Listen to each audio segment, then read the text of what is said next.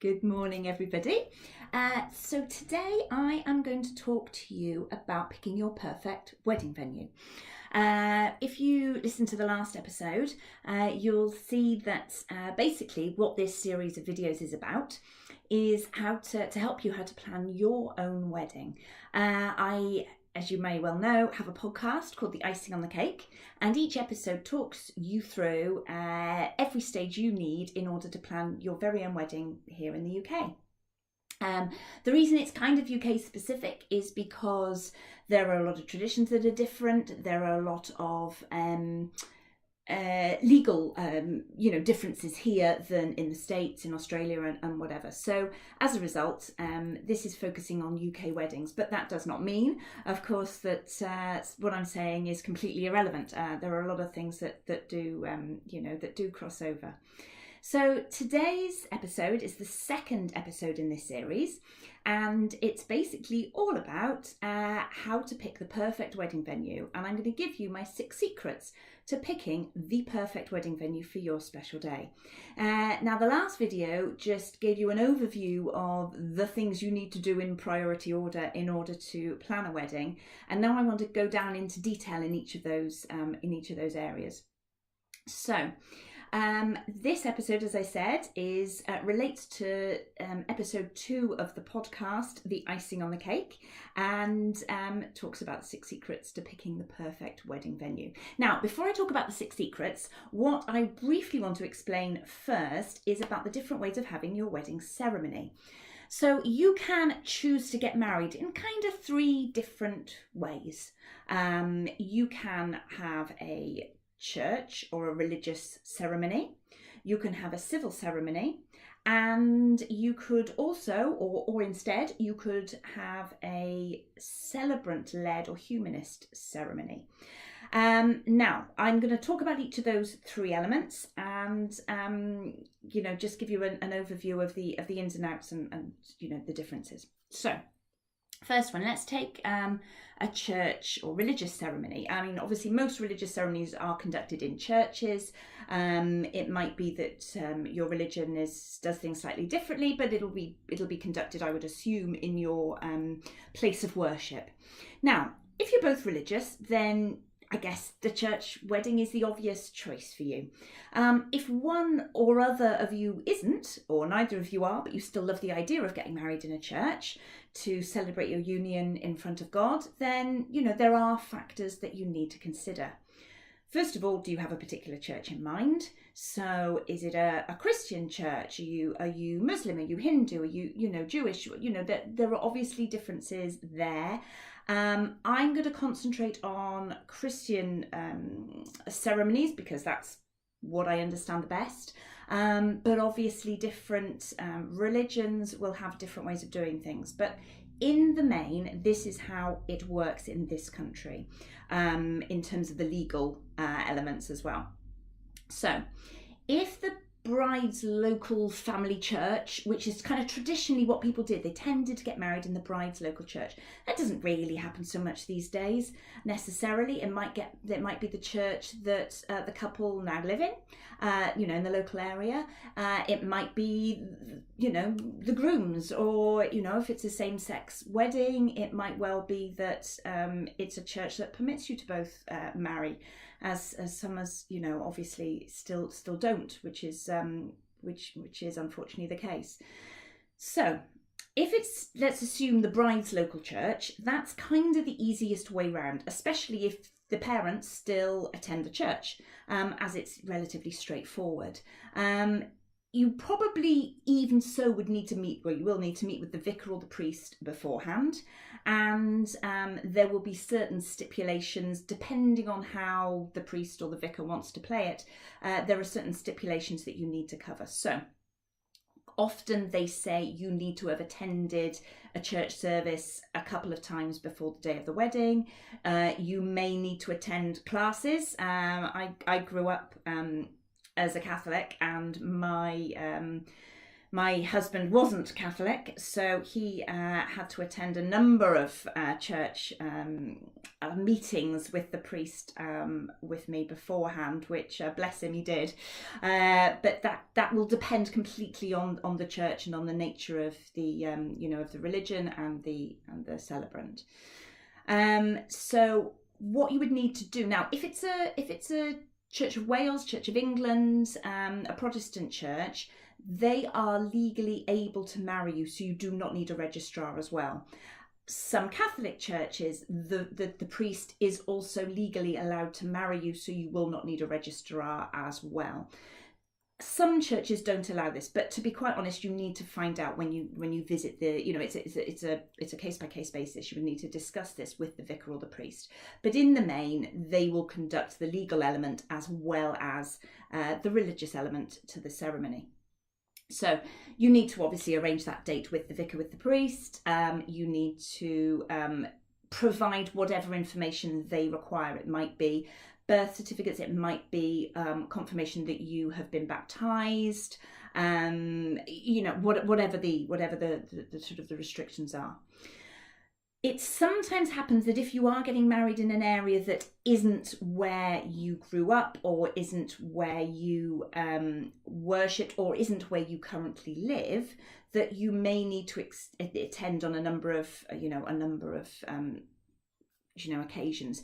I did have one couple who the groom had to live in the parish for 15 days before the wedding, which I have never heard happen before, but he had to do that.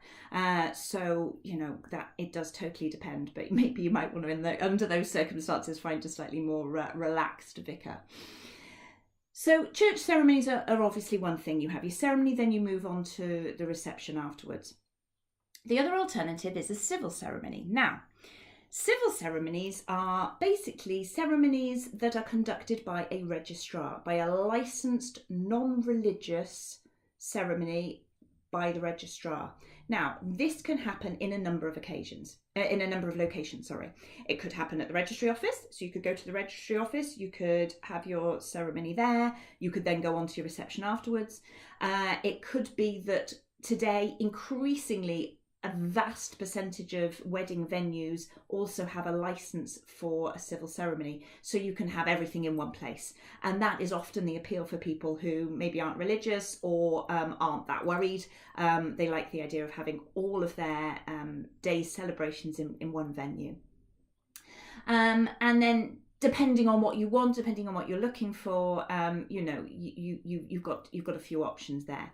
Now, the legal situation with that is, in order to get legally married, you need to contact it depends. If you live in the same parish or the same county in which you plan to get married, that's easier. You've only got to contact one registrar. If you live in one county and you'll get married in a different county, you need to contact the registrars in the county in which you live in order to basically give them notice that you are intending to marry. You need to tell them which county and which venue you are getting married in. And then you also need to contact the registrars in the county in which you are getting married. And when you contact them, that's whom you book the date with, that's whom you book the time with, and that is whom you pay. But you do need to have let your own home county know first so that they can send, details across. Now, sometimes the difficulty with booking a registrar is, in many cases, they don't let you book more than 11 months in advance. Now, that's all well and good, but often people are booking wedding venues 2 years in advance, or planning their wedding for 2 years or 18 months or whatever. So you kind of have to be very on the ball and make sure you get in quick. Otherwise, you might be restricted to the time that you are planning to get married. Also, the risk is you might actually not get your wedding, you might not get a slot on that day. Now, that isn't the end of the world, and there are a lot of ways around that. Sometimes, and I'm seeing this more and more actually, couples actually want to have their day in their way. So they want their ceremony the way they would like it, not necessarily what they're legally restricted into doing. So we'll talk a little bit more in detail about humanist or non-legal ceremonies in a second, but just to say that sometimes if you can't get a registrar, what often couples are doing is going to the registrar, just literally the couple and 2 witnesses, maybe a couple of days before. So if they're having their wedding on the Saturday, maybe they do it on the Wednesday or something. They go and have their legal ceremony then, so legally they are married. And then on the day of the wedding, they can have a celebration, they can have the whole day, their wedding day, but they don't have to worry about being restricted to the timings, caused by the registrar. Now, the way that you do this is that you would need to book a celebrant. So, more and more, as I said, people want their wedding their way, rightly so. And as a result, people would love the idea of being able to get married outside, which is always a risk in the UK because the weather never necessarily does what it's supposed to do. But, the idea being that they would love a wedding outside. Now, legally in this country, you cannot get married outdoors. You have to get married under what is deemed a permanent structure. Now, that permanent structure varies from county to county. It literally depends on the registrar's office whether the venues in their county are, as far as they're concerned, deemed suitable. And if they are on their recognised list of venues, which you can Google and download from their own website, that's fine. But often outdoor ceremonies aren't. Now, a permanent structure could be as simple as a stone doorway leading into a building, and the guests can be outside and the couple can stand outside for their ceremony, but just need to stand under this doorway to say their legal vows. That can be deemed a permanent structure. It could be some form of a sort of a more permanent style gazebo, but it totally depends on the county, and you need to clarify that with your registrars and with the venues.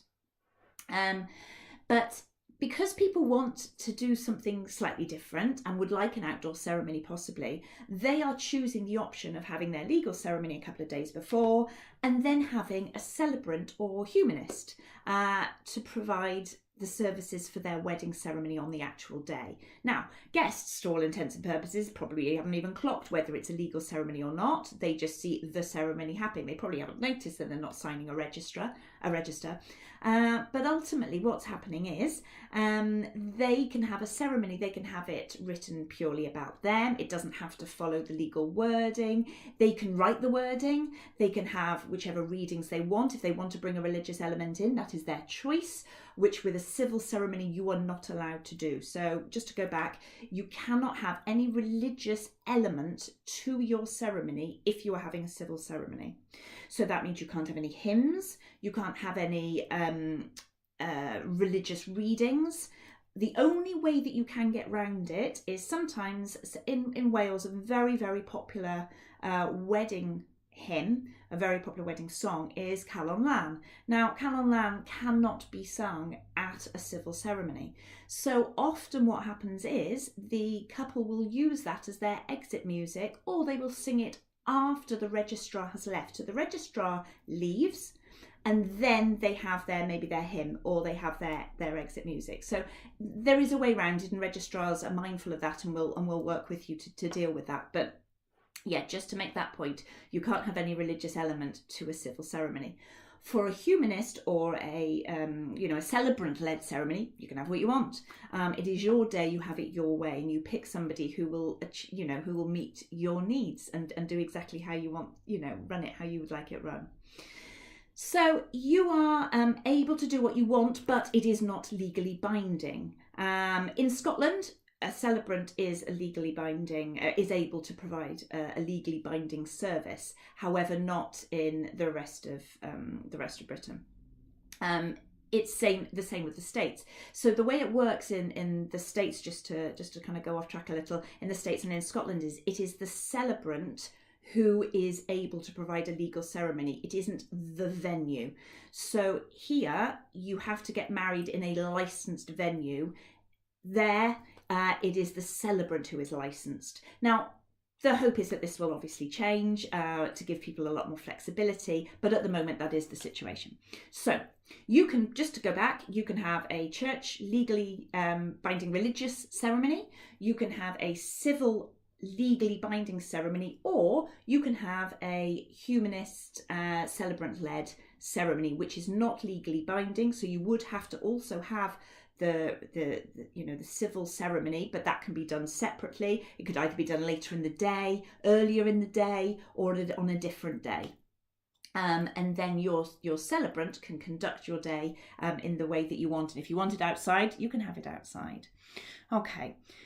So I hope that explains that. And please, if you don't quite understand, or I haven't explained it clearly enough, then please do drop me an email, and I'd be more than happy to help. My email is zoe@zoebinning.co.uk, and I'd be more than happy to sort of answer any questions, or please pop comments on here. Okie doke. So let's work out that you'll assume that you've now sussed where you want your ceremony to be. The next step is the wedding venue. Now, this might be one and the same place. It might be two separate places. If it is two separate places, make sure you consider the distance between the ceremony and the wedding reception venue, especially if you're getting married on a Saturday. For example, I've got a wedding in a couple of weeks' time, and the Champions League final is happening in Cardiff on that day, which naturally kind of causes a little bit of a challenge with traffic. So we're having to adapt to suit that, leaving more time to get from the ceremony venue to the reception venue. But so just be aware of what's going on in the area. But anyway, be aware of distance. Usually half an hour is about the maximum amount of time you want guests to be travelling from one venue to the next. So, my 6 secrets to picking the perfect wedding venue. It's taken me a while to get to this stage, but bear with me. So, the very first one is pick a venue to match the look and the feel that you want to create on your wedding day. So, what kind of day do you envisage? Do you want a big white? Do you fancy yourself as a sort of the king and queen of a castle? Do you want a castle wedding? Do you want a barn wedding? Are you looking for a more rusticy feel?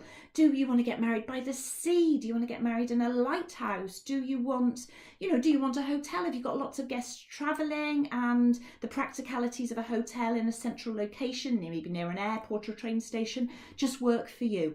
It's got to suit the kind of style and the kind of day that you want, so that you're not having to completely reinvent the space to create the look that you're after.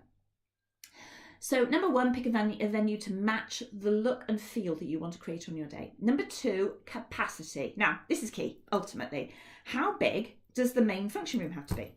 You've got an idea, hopefully at this stage, of the sort of number of guests you want to invite. And, are they all going to fit in? Or the other way of looking at it is, if you found a venue that you absolutely love and it can only fit half the number of guests, are you prepared to completely cull your guest list? It's up to you. But think about the size. Can you accommodate your numbers, or are you prepared to adapt your numbers to accommodate in order to to pick this venue? The one thing I always say about selecting a wedding venue, it's like buying a house. Buying a house is obviously a practical decision, but it's also an emotional decision. So when you buy a house, you sit down and you think, right, what do I want? I want 3 bedrooms, I want a garage, I want a utility room, I need, a lounge and a dining room, or, I need whatever. And then you find a house and it's a 2-bed, it doesn't have a garage, it doesn't have a utility room, it doesn't even have 2 separate rooms, but it has a large open space, and you just fall in love with it. Well, it hasn't ticked any of the boxes, but that doesn't necessarily mean you're not going to choose it, because people go into a house and they just have a feeling about that house, and they get an emotional attachment to it, and sometimes they're prepared to compromise on what they want in order to just have that house because they've just fallen in love with it. Well, that might be the right decision, it might be the wrong decision, but it is an emotional decision. And picking a wedding venue is absolutely no different. It really isn't. So you know exactly what you need. You need it to be able to accommodate 100 guests. You need it to be within a certain price point. You need it to be, have accommodation for rooms available for guests to stay in. You need it to have this, you need it to have that, and then you find a venue, it doesn't meet any of your needs, but you just absolutely love it, and you can picture yourself getting married there.